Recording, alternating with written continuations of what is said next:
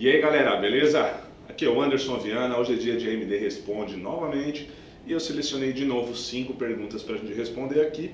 Então vamos lá, vamos fazer um bate-bola rapidinho aqui.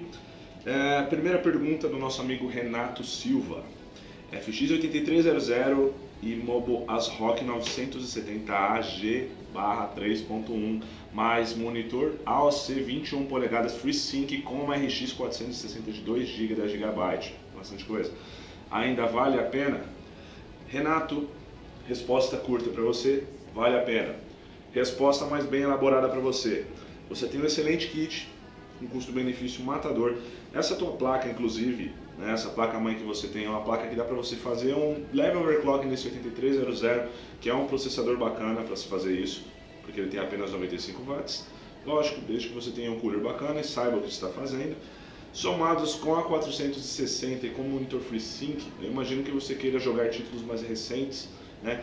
É uma combinação legal, especialmente se você joga MOBA, se você joga esse tipo de jogo online, porque você vai ter uma fluidez muito bacana com esse monitor FreeSync, já que você vai atingir FPS muito altos nesse tipo de jogo, tá? Então sim, ainda vale a pena, principalmente levando em conta o custo hoje de uma 460, o custo de um 8300, você tem um kit aí para bastante tempo gastando pouquíssimo, inclusive esse monitor que você escolheu, ele tem um dos melhores custos-benefícios do mercado, falando aí de monitores FreeSync, beleza?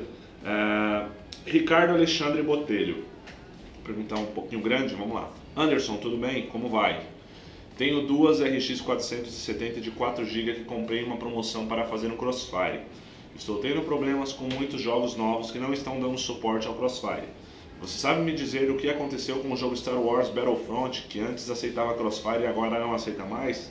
Parece que o jogo ficou até mais pesado. No The Witcher, quando eu ligo o Crossfire, a tela fica dando umas tremidas. Quando desligo o Cross, fica normal. Minha placa-mãe é uma Z97X SLI e meu processador é um i7. Tenho 16 GB de RAM. Um abraço. Bom, vamos lá.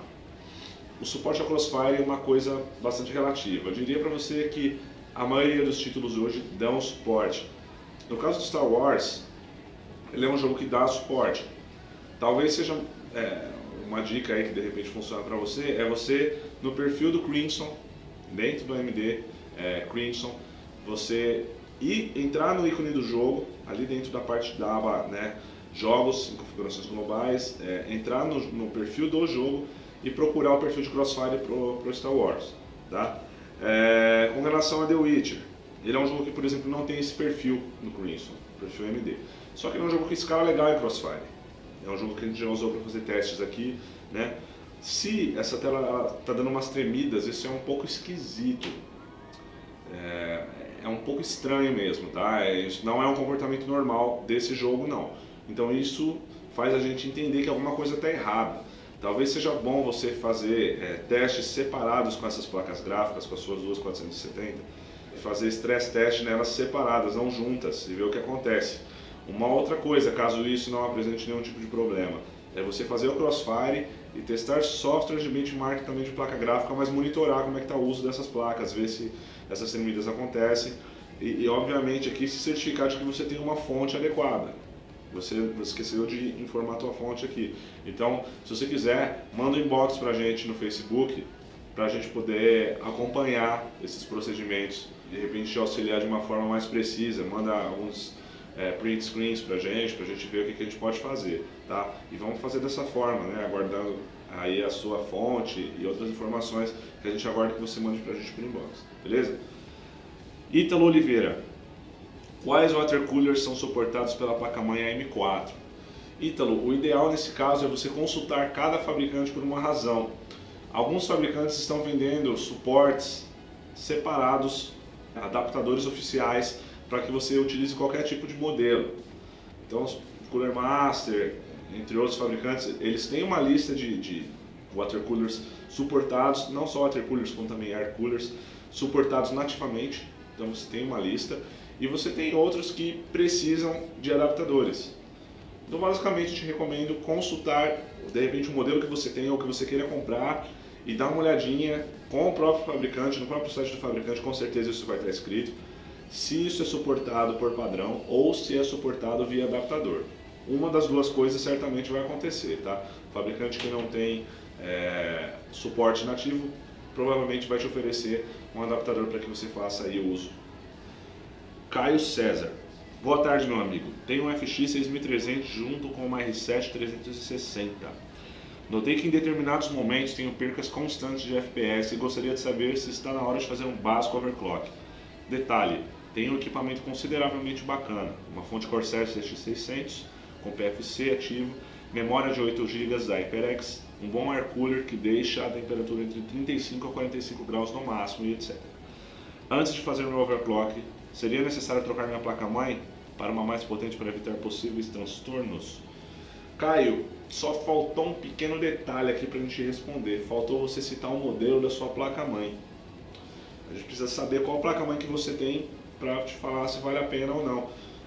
Agora sim, desconsiderando esse fato, o 6300 tem um bom potencial de overclock. Te falar de overclock realmente só com a informação da placa-mãe.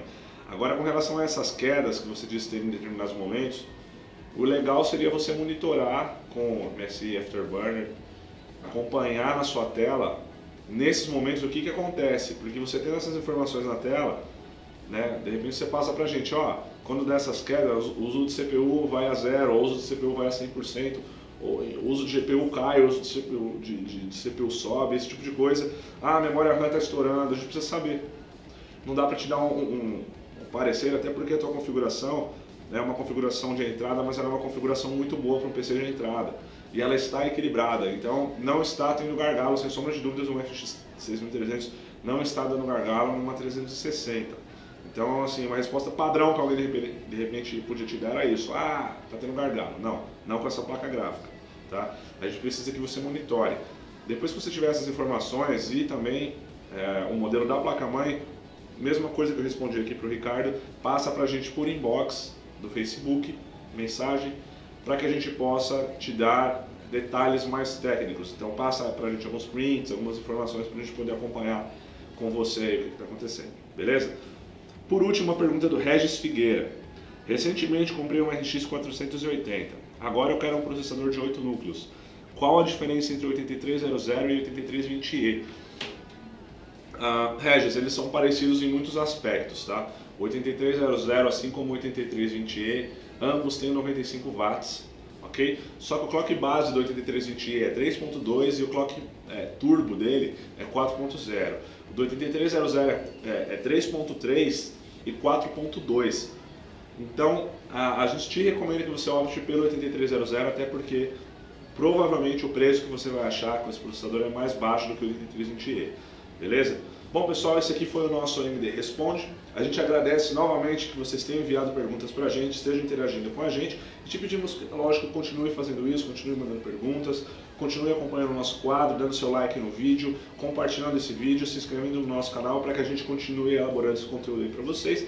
Aguardamos as próximas. Pessoal que fez perguntas mais antigas, não se preocupem, a gente vai responder na medida do possível essas perguntas. Inclusive, algumas dessas perguntas que a gente está respondendo aqui, nem todas são novas. Com certeza alguns de vocês estão contentes aí por ter mandado perguntas alguns respondes atrás, a gente está respondendo isso agora. O que significa que vocês podem deixar perguntas, e mesmo que a gente não responda no próximo, afinal são muitas perguntas, a gente vai tentar responder sempre nos próximos vídeos que vêm sendo lançados para vocês aí no canal, beleza? Galera, mais uma vez, muito obrigado e até o próximo. Valeu!